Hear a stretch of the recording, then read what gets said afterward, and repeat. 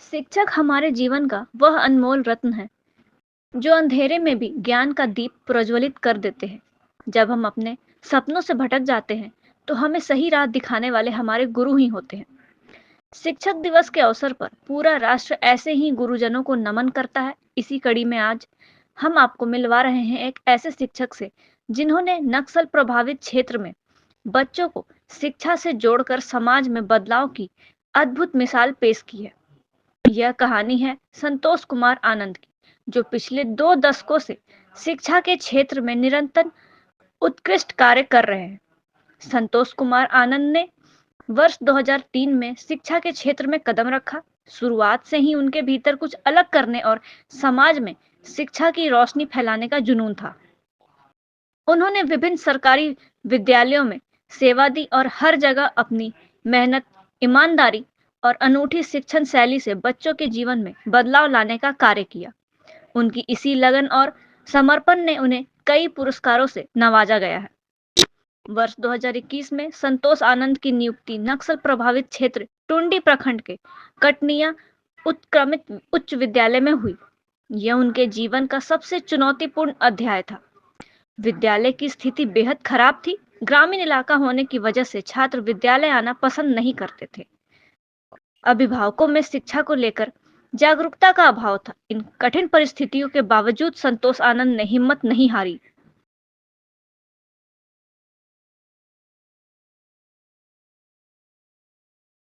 Sir 2003 से मैं धनबाद में जेपीएससी के माध्यम से 2003 दिसंबर में ज्वाइन किया। तो प्राइमरी 1 से लेकर के 12 तक सभी कक्षाओं को पढ़ाने का पिछले 22 सालों का अनुभव है मेरा। और मैं टीचर्स ट्रेनिंग कॉलेज में भी 3 साल रहा हूँ। रांची में भी मैं स्टेट लेवल पे 1 मंथ का ट्रेनर रहा हूँ।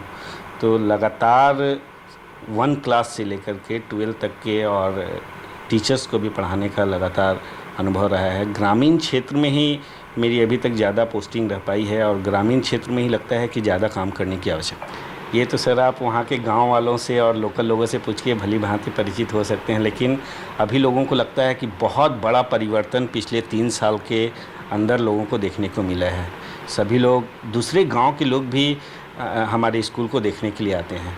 एक अभी हमारी धनबाद जिला की डीसी सर के सौजन्य से एक कमेटी गठित है, वो टीम भी गई थी और वो टीम भी लगातार 2 घंटे तक हमारे स्कूल में रुकी और देख करके बहुत प्रभावित हुई।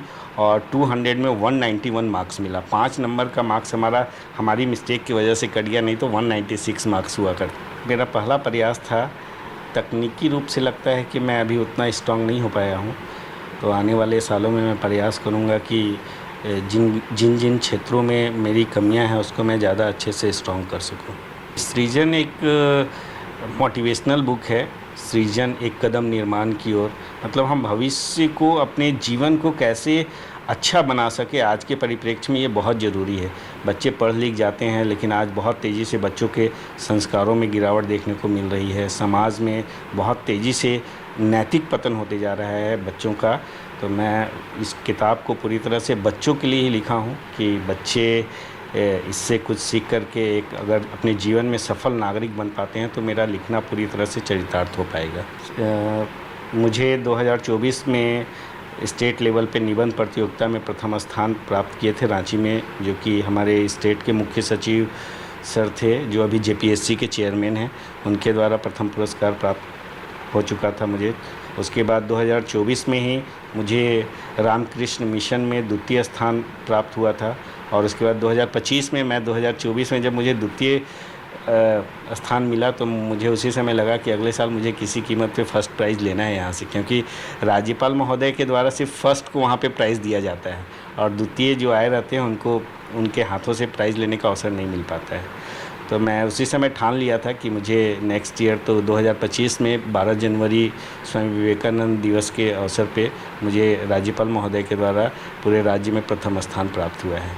इससे पहले भी मैं 1999 में भी अखिल भारतीय विश्वविद्यालय प्रतियोगिता में पूरे भारतवर्ष में मुझे प्रथम स्थान प्राप्त हो चुका है निबंध लेखन में, जो कि इलाहाबाद से होता है। और वो पुस्तक पूरे ऑल ओवर इंडिया के अलावा दूसरे कंट्री में भी जाती है, एक जनरल है वो।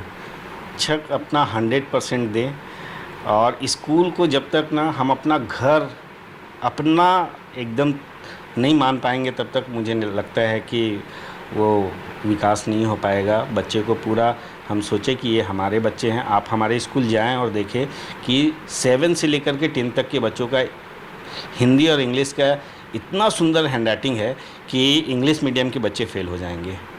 तो आपको पूरा अपना प्रयास करना होगा, 100% देना होगा। लोग हैं आजकल पूरा 100% देते नहीं हैं। आदमी काम करता है वहाँ पे जा कर के, लेकिन अपना पूरा 100% नहीं दे पाता है। जब हम वहाँ काम कर रहे हैं तो अपना पूरा अगर हम 100% दें तो रिजल्ट कुछ अलग ही होगा। और जबकि पिछले 3-4 सालों से हमारे यहाँ 95% से एवब रिजल्ट हो रहा है क्लास 10th का, ग्रामीण क्षेत्र होने के बावजूद।